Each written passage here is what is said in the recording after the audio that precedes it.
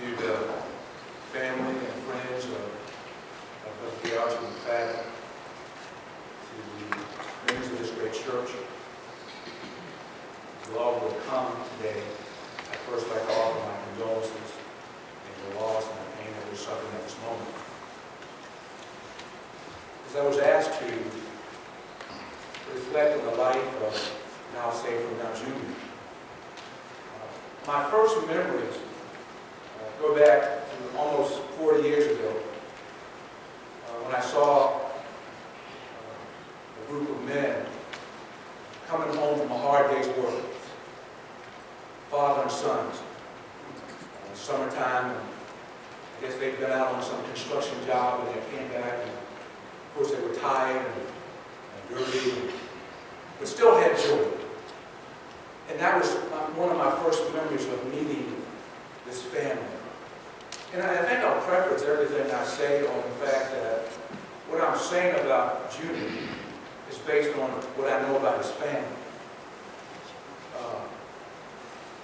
I was almost taken in as part of that family, and I felt like I was one of those children. I sat at that table many times to eat, fellowship, take part in conversations, and learned a lot about him, more about him, than I knew about a lot of other people that I had associations with and had interactions with.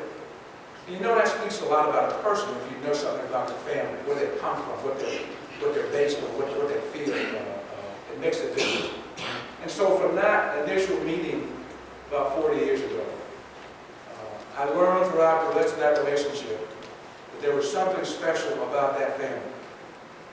Something special about that family. You know, I've got brothers and sisters, and over time we've had differences and disagreements.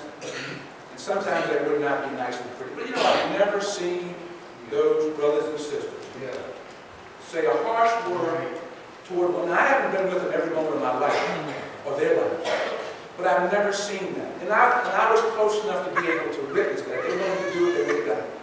So I say that is a sure, a pure indicator of the love they share for one another. And actually, I think what it is more so than that, it's a reflection of the parenting of your mother and father, what they taught you and what you picked, what you took from them.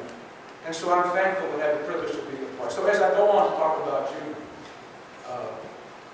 early on in our relationship, I had started to work out at Langley and had some connections and involvements with airplanes. And so once he found that out, every time we got together, one of his first questions was, hey, what you guys got new out there? And we talk about airplanes and airplane projects and the kinds of things that, that he understood. And so we connected. And so from that point on, there was a special bond between us that carried on until the day he left. We talk about going places and kinds of things that you'd experience when you were in an airplane, the kind of problems you might expect, and all kinds of things like that. And one of the things we didn't talk about, but it comes to my mind now as I think about this moment that we shared together. As part of our flying, as part of the flying experience, there are times when the weather isn't as nice as it is today. You might have cloudy weather, rain and winds, and all kinds of things. And on days like that, you're not able to look out to see where you're going. You're not able to look down to see landmarks and those kinds of things that can give you reference to where you are. And so on days like that, you have to look inside. You have to, as they say in airplane talk, be in the cockpit. You've got to look at your gauges. You've got to look at those things to determine where you are, what attitude, what altitude, what speed, where you're going left or right. And so as Junior, in his journey, near the end, there were days that he could not see clearly outside. He couldn't see the things he needed to see or he wanted to see. They didn't look the same. So he had to look inside.